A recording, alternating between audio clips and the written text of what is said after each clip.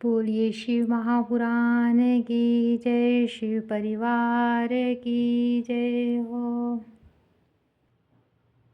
5वां अध्याय, नारद जी का परिभ्रमण। सूत जी बोले, हे ब्राह्मणों, विष्णु जी के अंतर्ध्यान होने पर नारद जी भक्ति पूर्वक शिवलिंगों का दर्शन करते हुए पृथ्वी पर विचरने लगे। उन्होंने कितने ही शिवलिंगों का प्रेम पूर्वक दर्शन किया। उसी समय वे रुद्र के गण, जिन्हें उन्होंने शाप दिया था, उनके नारद जी के समीप में जाकर चरणों पर गिर उनसे क्षमा मांगी और कहा कि हे मुनिवरे, आपका अपराध करने वाले हम वास्तव में ब्राह्मण नहीं हैं, किंतु हम दोनों महादेव जी के गण हैं, जिन्हें राजपुत्री के स्वयंवर में माया से मोहित चित्त होकर परेश की प्रेरणा से आपने हमको शाप दिया था।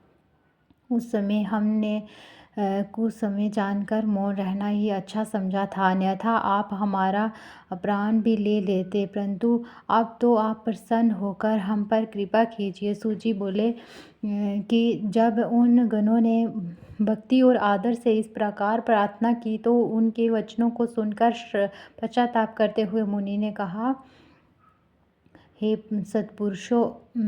सत्पुरुषों, मैं मान्य महादेव जी के गणों, शिव जी की इच्छा से पहले निश्चय ही मेरी बुद्धि नष्ट हो गई थी, जिससे मोहवश मैंने तुमको शाप दे दिया, परंतु जो कुछ कहा गया वह तो होना ही है।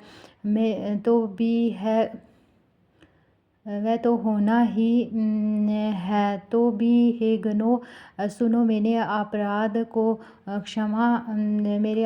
क्षमा करो। अब मैं तुम्हारे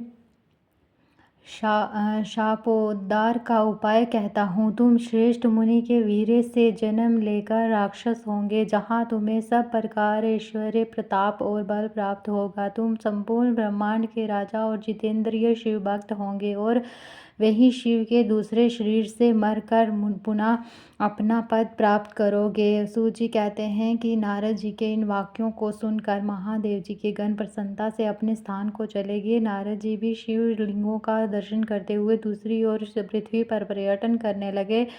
चलते चलते वे काशीपुरी में काशीनाथ जी के दर्शन करने गए। वे जो सबके ऊपर विराजमान शिव जी को प्रिय, शिव को सुख देने वाली और शिव स्वरूपिणी नगरी है, उसके दर्शन कर वे कृतार्थ हो गए। वहाँ परम आनंद से उन्होंने काशीनाथ शिव जी का पूजन किया और उनकी महिमा वर्णन करते हुए प्रेम से विह्वल हो गए। पश्चात नारद जी ब्रह्मलोक को गए। वहाँ जाकर उन्होंने अनेक प्रकार से अपने पिता ब्रह्मा से शिव तत्व को पूछा। इति श्री शिव महापुराण द्वितीय रुद्र संहिता का 5वां अध्याय समाप्त।